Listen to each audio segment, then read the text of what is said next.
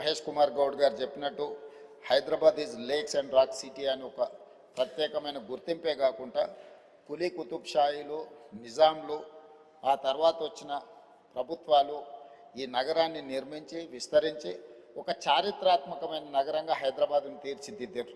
మీరు ఏ ప్రాంతానికైనా వెళ్ళండి, అది ఓల్డ్ సిటీ అని మనం చర్చించుకుంటున్నాం, కానీ అది ఒరిజినల్ సిటీ. మీకు చార్మినార్ కానీ, ఏక్మినార్ కానీ, గుల్జారా హౌస్ కానీ, ఈ విధంగా ఫలక్నామా ప్యాలెస్ కానీ, ఇట్లా చెప్పుకుంటూ వెళ్తే ప్రతి ఏరియాలో కులీ కుతుబ్ షాహీ టూమ్స్ నుంచి తారామతి, బారాదరి వరకు ఎక్కడ చూసినా ఒక చారిత్రాత్మకమైన కట్టడాలు ఉన్నాయి.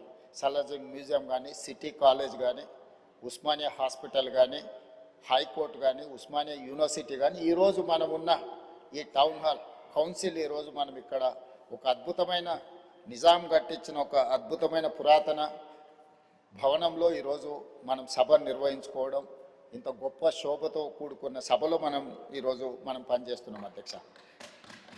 ఇట్లాంటి చరిత్ర కలిగిన ఒక అద్భుతమైన నగరం ఈరోజు మానవ తప్పిదాల వల్ల మనం కొన్ని సమస్యలను ఎదుర్కొంటున్నాం. ఇది ప్రకృతి వైపరీత్యాల వల్లనో లేకపోతే మన టెరైనే ఆ విధమైన సమస్యలు, మన భూభాగము, మన ప్రాంతమే ఆ సమస్యలతో కూడుకొని ఉన్నదంటే అది ఒక రకమైన సమస్య.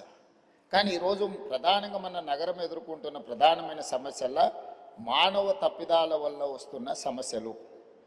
మానవ తప్పిదాలలో ప్రధానంగా ఈరోజు ఆర్థిక స్తోమత పెరిగింది. చాలామంది పెద్ద పెద్ద ఉద్యోగాలు చేసి ఆర్థికంగా ఒక్కొక్క కుటుంబం 2, 3, 4 కార్లు కొనుక్కునే పరిస్థితి వచ్చింది. సో ఈ కార్లు ప్రయాణించాలంటే మనకు రోడ్ల విస్తరణతో పాటు కార్ల పార్కింగ్ కోసం కూడా ఈరోజు మనం సరైన వసతులు ఏర్పాటు చేయాలి. షాపింగ్ మాల్స్ దగ్గర కానీ, కమర్షియల్ మాల్స్ దగ్గర కానీ, లేకపోతే ప్రజలు ఎక్కడైనా వినోదం కోసం, విహారం కోసం పోతే అక్కడ మనం పార్కింగ్లు చేయాలి.